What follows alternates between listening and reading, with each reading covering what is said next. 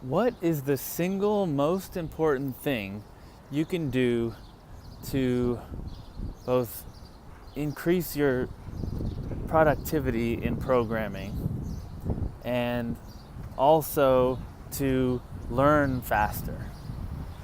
My name is Eric Normand, and these are my thoughts on functional programming. Now, this is not actually directly related to functional programming. It's orthogonal to the paradigm. But it's kind of related because the answer that I want to give is that you want fast feedback. And the language that started the whole live coding thing, as far as I know, is Lisp. And it's a functional language, so it's kind of tangentially related. But in Lisp, you have a REPL. And you're coding to a live environment. The compiler is always available to you in whatever, you're in an environment, you're adding code, you're compiling it, you're adding values to the global namespace. And that lets you do so much in terms of learning, so you can very quickly test something out, change one little thing, see what it does, change another little thing, see what it does. And for learning, so you're actually always learning two things. You are learning the domain, like what are you programming about, right? Is this an accounting system? Is it a database? Is it an e-commerce system?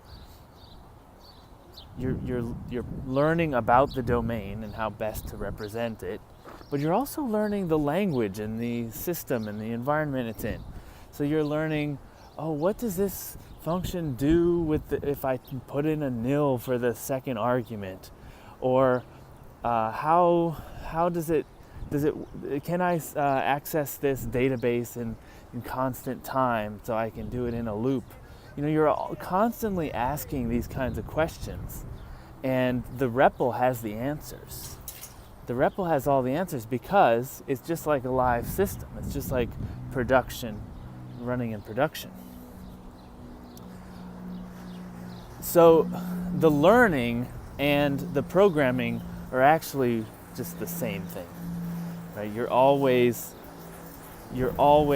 learning about how best to program the system and how best to represent your domain.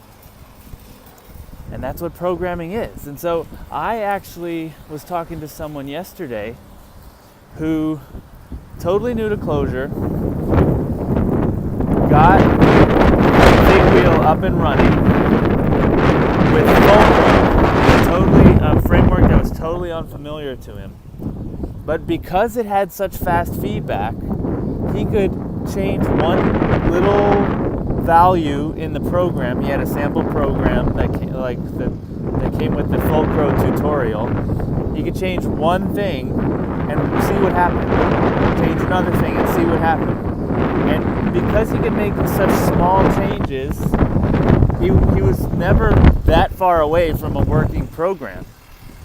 And he could really understand every little bit that he needed to get what he needed done. Now imagine if you had a slower feedback loop. He could do this within a second, right? You make a change, save the file, and then within a second you see the difference in the GUI and on the web browser. Not exactly a REPL, but for something that's very GUI intensive, that's what you want. You want to see the change right away. And so he was able to learn this thing. And imagine if he did have a slower feedback loop, he would start to feel the pain of I don't want to try one more thing. Why don't I think about it a little more? Why don't I try to guess what it's going to do? Because it's faster to guess, and because sometimes you guess right, and then you you save that time of having to test it. Whereas if you had a fast feedback loop, you wouldn't have to guess. You could get it right, or you could get it wrong 10 times and finally find the right answer. So this is the thing that I probably think Clojure does the best. Clojure is pretty good at functional programming. It's pretty good with concurrency. It's pretty good. I mean, those things are important, and it's pretty good. It's good, right? It's good enough. It's better than good enough for those things. But there's a lot of competition for functional programming. There's a lot of competition for concurrency. But that fast feedback, I don't know if anyone can keep up. I mean, maybe other Lisps, right? Common Lisp makes it really easy. Racket makes it easy. Scheme makes it easy. But Clojure also makes it easy on both the JVM and in ClojureScript in the browser or on Node.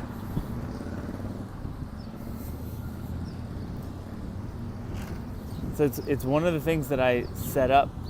I spend a lot of time setting up so that I can move quickly. Because I don't want to have to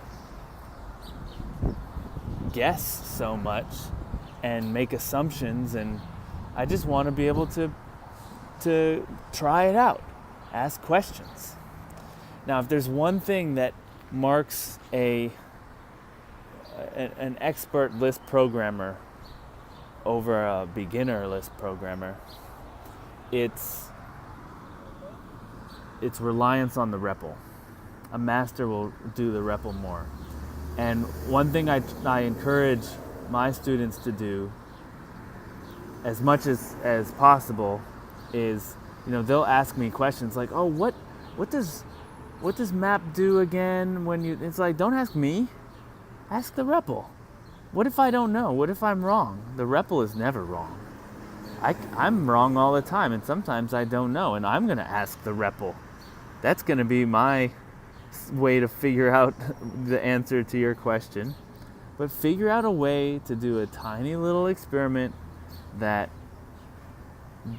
you can do right in the REPL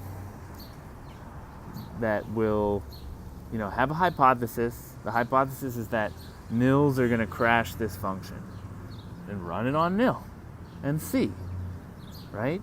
So if you are trying to get better at Clojure or any other Lisp for that matter, I would say that's a huge thing, is asking the REPL more questions. If you're confused about how does this thing work, get into a REPL, set up a little experiment, and try to figure out yourself, using the REPL, the answer to your question.